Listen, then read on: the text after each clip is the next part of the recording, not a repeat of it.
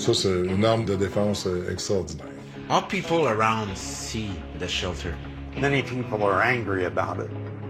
Mettons que tu voudrais savoir c'est qui te vole ton stock, là.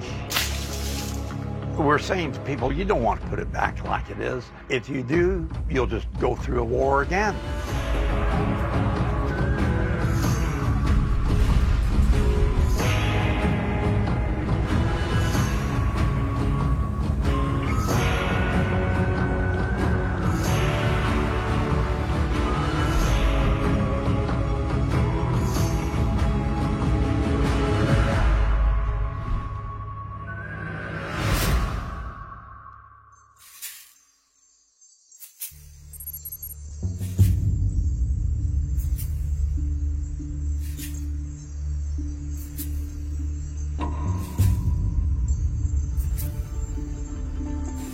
Dans le monde actuel, est-ce que c'est normal d'avoir peur?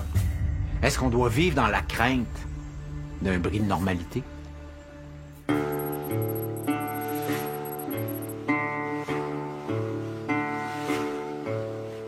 Je retourne voir Benoît dans sa base autonome durable. Cette fois, il m'amène à l'intérieur et il m'amène voir ses armes de chasse. Et je peux vous dire, Benoît, il est équipé solide.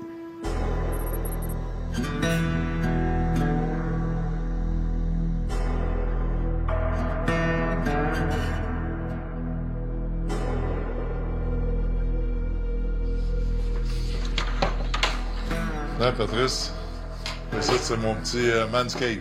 Okay? Boy, Cet okay. endroit privilégié. Regarde ici les pièges. Donc, OK, pour la trappe. ouais, trappage, Okay. piège à loup, etc. Ouais, beaucoup de mes choses ici ont fait double usage. OK. Ça peut servir comme piège à castor. OK. Puis dans l'ultime, tu sais, quand le 9-1 marche plus, là, Okay. quand, Quand la catastrophe est arrivée, là. Puis admettons qu'il y a plein de zombies là, qui veulent me voler, Ouais. me faire la peau, là. Zombie apocalypse, là. L'apocalypse. Ben moi, je peux essayer des pièges de même. OK. Ça le sent à terre, toi, tu piles dessus, tu vas rester là. Pas clair. Ça fait bobo.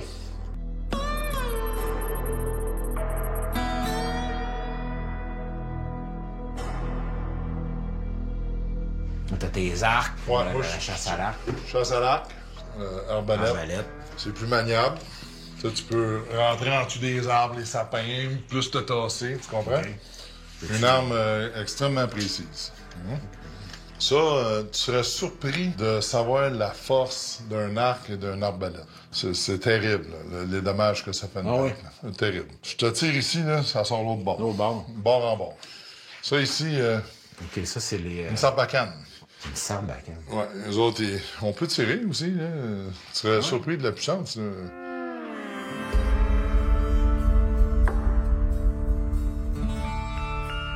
Benoît décide de me montrer quelques trucs pour faire du feu en cas de survie. Là, quand je dis quelques trucs, c'est pas un ou deux trucs. Je pense que c'est pas mal tous les trucs qui existent pour faire du feu. Le feu, là, c'est l'élément qui te chauffe. C'est un élément qui bouille ton eau pour la Ouais, désinfecter. Ça, c'est de la mousse de sécheuse. OK? On prend d'autres choses différentes pour allumer un feu. OK? On prend... Il y en a de toutes les sortes, ça. OK? Ça, c'est mon préféré. Hein, t'as vu? Et voilà. Mais, regarde, passons à des choses différentes. c'est Regarde bien ça. Hein, comme ça. Tu vois ça? Regarde la force de ce feu-là, mon ami. Les petites lingettes démaquillantes des petites madames, là. Hein? Regarde bien ça. Et voilà. Ben, tu prends un petit peu de vaseline, tu mets ça sur une petite ouate, là. Tu vas avoir un allume-feu qui va durer très longtemps. OK. Voilà. Hein? C'est pas beau, ça? Mais c'est parfait, ça. Regarde, je vais te montrer d'autres choses. T'es chez vous, il n'y a plus de lumière, il fait noir. Moi, je prends un petit papier de toilette, un Scott Towel, n'importe quoi, là. J'aurais pu la tremper un petit peu même dedans. Regarde bien ça. On va faire un petit trou, descendre ma chandelle. C'est l'honneur. Voici une chandelle chez vous, à domicile. Qui va durer... Attends, combien de temps tu penses? 24 sur 24, ça dure un mois, ça. OK? Ça dure un mois, une chandelle de même. Tu prends ça où, ces idées-là? Ben, je fais des tests, hein. Je m'amuse. Ouais. Ça prend de l'imagination. Ça prend de l'imagination, puis surtout, faut que tu le travailles un peu. Tu t'essayes des choses, hein.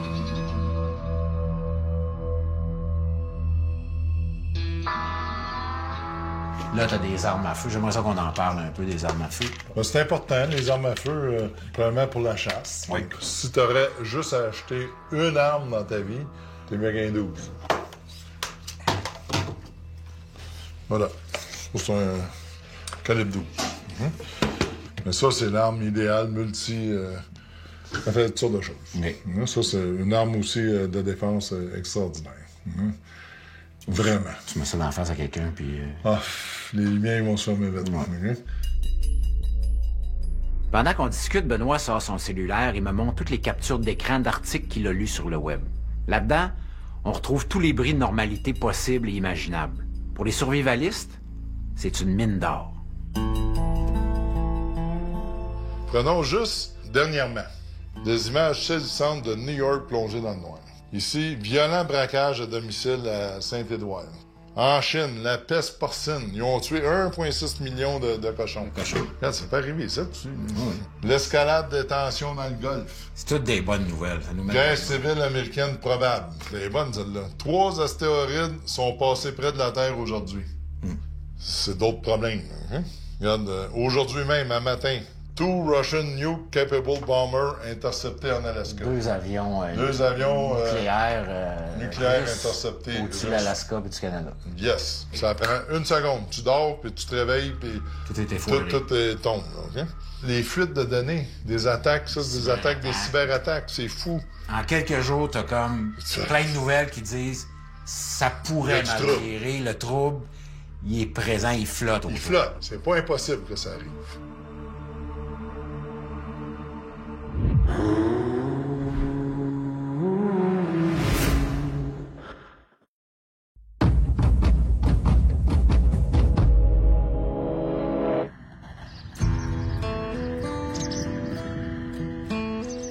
Benoît continue à me parler de bris de normalité possible. Il mentionne les tempêtes solaires, qu'on appelle aussi des EMP. Ça peut causer de gros problèmes. EMP, là, c'est une pulsion électromagnétique qui arrive du soleil ou d'une arme atomique, là, OK? Des bombes spéciales, OK? Ça arrête tout le système. Moi, j'ai toujours dit, pour mieux que tu te prépares avant que pendant. T'as-tu de l'argent liquide? Moi, j'en ai. Combien? Là, j'ai 100 piastres sur moi. 100 piastres, tu feras pas long jeu. Non, c'est un minimum. Tu t'achètes pas une semaine de grosserie avec 100 Ça piastres. pas grand-chose. Parce que l'épicerie, là, ou les magasins vont prendre que du cash. Oui. OK? Les cartes de débit ne marchent plus. Même si tu as 100 000 dans ton compte de banque, tu peux pas l'avoir. Moi, j'ai vérifié à 4 banques. La minute qu'il n'y a plus d'électricité, la minute, ils sortent tout le monde de la banque, puis ils barrent la porte. C'est fini. J'ai un peu l'impression que la peur entretient la peur. Oui, il y a des nouvelles inquiétantes dans le monde. Mais si on fait juste collectionner ça, c'est sûr qu'on a l'impression que la fin du monde est imminente. Benoît décide de me lancer un défi. Le défi de la Sarbacane. Genre de défi que j'aime. Juste pour ajouter au défi, on a gagé un petit 2. Garde-le dans les mains. Oui, je regarde. J'espère que tu pleureras pas. Je pleurerai pas. C'est super, là, OK? Solide. Check bien ça. Pas clair. Voilà, mon homme. 2 piastres? Parfait. Yes, sir, man. Yes. Yes. OK, moi, il faut que j'essaye ça. Là. Oui, oui, bien. Voilà. Yes, sir! Fait que, hey, Pat, voilà ton 2, mon homme. Je le remets. Yes, sir, félicitations. Super. Hein? Je veux en savoir plus. Benoît m'amène alors près de son garage pour me montrer une tactique à utiliser en cas de crise.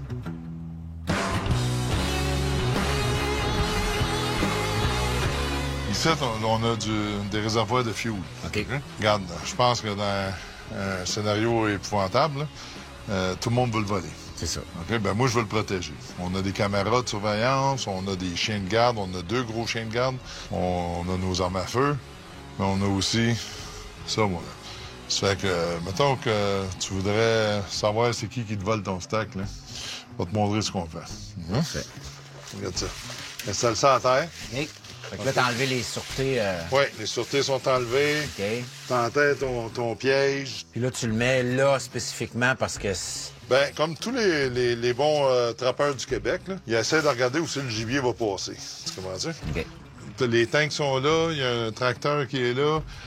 Ben, le voleur de fuel, là, généralement, il va poser ça. C'est là, ça. Fait que tu trouves des endroits stratégiques pour poser tes pieds. OK. OK, ça fait que Pat, On regarde ça. check un exemple. Tu sais, le gars, il arrive, Met son pied. Regarde bien ce que ça fait. Oh! Voilà. Mettons mon pied, là, qui est là. Ouais. J'essaie de désnapper. Non, là. tu seras pas capable. Impossible, hein? Impossible. Non. Puis là. Il n'y a pas grand homme qui, à part des trappeurs d'expérience, là, Parce que tu seras pas là, capable. si on- Ouais. Ah non, hey, oublie ça. Ça, là. force un peu, force. J'ai deux mains. Là. Ah, non. Mais non, c'est barré là. Regarde, t'es capturé. Ouais, Tu c'est comprends-tu? clair, t'es plus Fait que là. t'es pas mort, là, t'es capturé. Fait qu'on capture notre voleur de fuel. Moi, je recommande pas à personne de venir voler notre fuel. Non, Je ça serait te dis pas une bonne idée.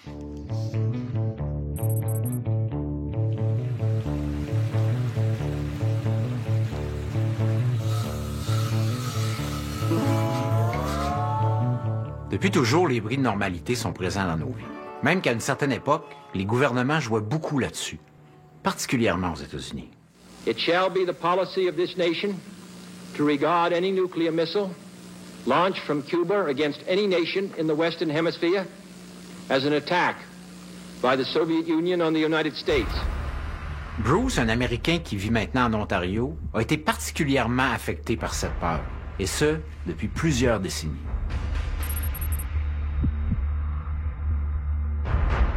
En arrivant chez lui, la première chose que je remarque, c'est l'univers sombre dans lequel il habite avec sa femme.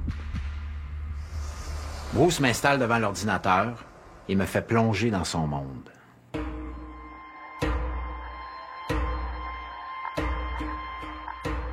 Bruce me montre des articles pris sur le web. J'ai pas l'impression qu'il lit vraiment les articles, mais qu'il s'accroche juste aux gros titres.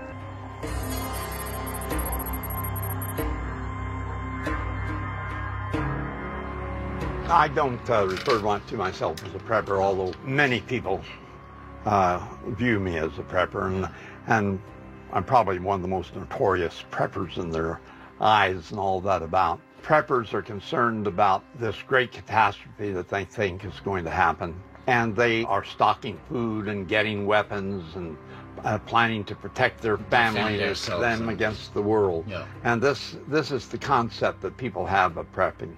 I am what I call a reconstructionist, and I put out this paper many years ago about reconstruction after nuclear war. I always give people three pieces of advice. Number one is get out of the cities.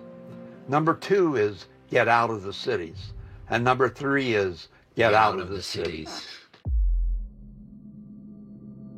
So, what do we learn in your journal? There's an explanation of how you reestablish an economic system once the whole market Everything system is we down. have is down. On the back page, we asked the question about putting it all back like it is. We're saying to people, you don't want to put it back like it is. If you do, you'll just go through a war again.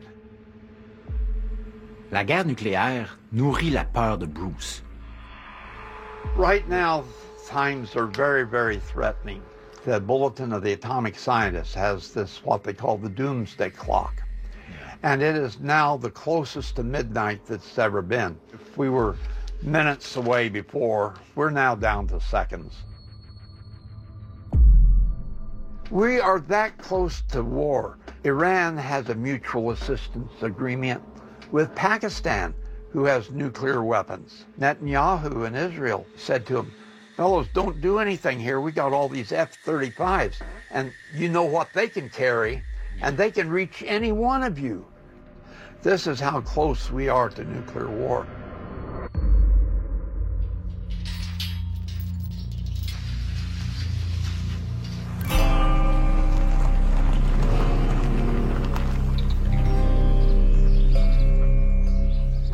Depuis des années, Bruce travaille à la construction d'un bunker. Le plus gros bunker au Canada. Ça m'allume.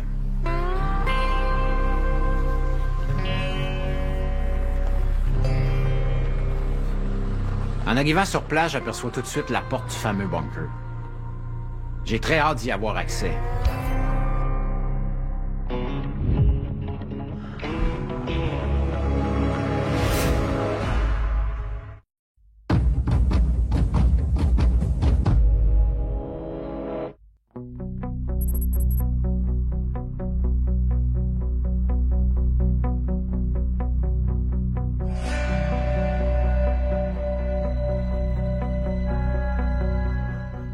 Okay, step out of the rain and into the ark. Wow! Oh, la lumière qui est... Ambiance.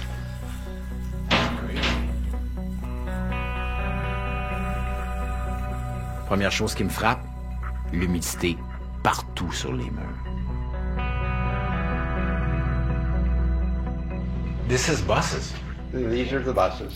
So how many buses? There are 42 buses, and this is the most essential point of any shelter, because as you come down, we make a 90-degree turn, and radiation cannot make that turn. This is what keeps radiation out of the shelter. The radiation is supposed to finish here. It will run into that wall. OK. Honnêtement, je m'attendais à quelque chose d'un peu plus achevé. J'avais l'impression d'être dans un abri antinucléaire qui avait déjà passé à travers une guerre nucléaire. Off to this side, if we went that direction, that's the decontamination room, and that's where we take people first. For how long are they going to stay in the decontamination room? Oh, no, we just take them in, decontaminate them, and so let them go into the shelter. Moving along here. Je marche avec Bruce, qui me fait visiter son bunker. La salle de bain des femmes, la salle de jeu des enfants, la cuisine, le cabinet médical et la chaise de dentiste. How people around the community here see the shelter? Oh, they see it's totally ridiculous. Oh, yeah. And many people are angry about it in many different ways, Okay. for different reasons. So they were angry at me about, scaring their children or whatever. Oh, yeah. See, that type of thing.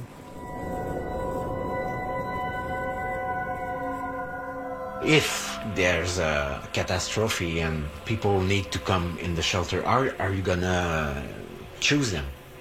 Well, that procedure is called triage. I'm not going to play God about it, but on the other hand, if there's a large number of people, we've got to ask questions, And it comes to triage, and they say, well, this kid has to have this medicine every day, like they're type 1 diabetic or whatever the thing is. Well, there isn't going to be the insulin, and so they're just taking space from some other child who could survive,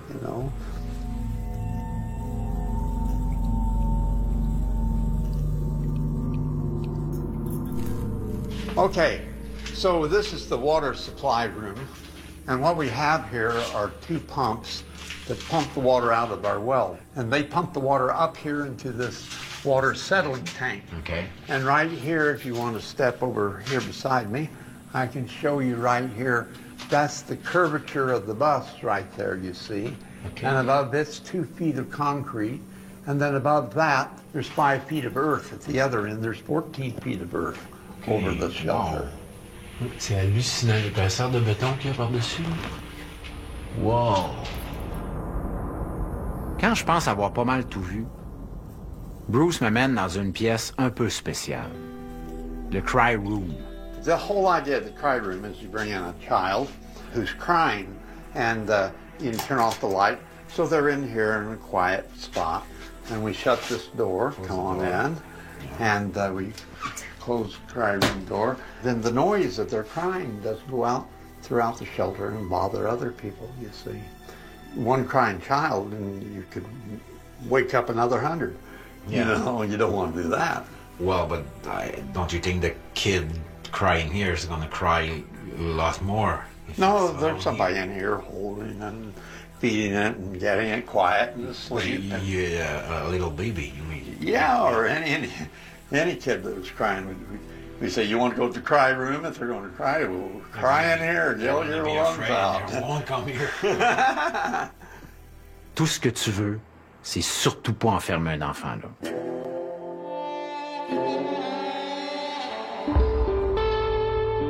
So what do we have here? So this particular bunk room looks really identical to all other bunk rooms, but this one is for 96 children. They're ages 5 to 7. We put 2 children in a bunk, toe to toe. And the thing that shocks people more is that we separate people by sex and age. And people say, oh, I'm not going to be separated from my children, especially under those kind of conditions. Well, then you and your children aren't going to be in here because in order to get this number of people in, we have to have this bunk room for children. Quand je regarde tout ça, je suis bien obligé de constater et d'admettre le travail, la préparation et l'ingéniosité qu'il y a derrière ça. Malheureusement pour Bruce, il n'y a rien qui fonctionne. J'aurais aimé pouvoir avoir accès au bunker il y a une dizaine d'années.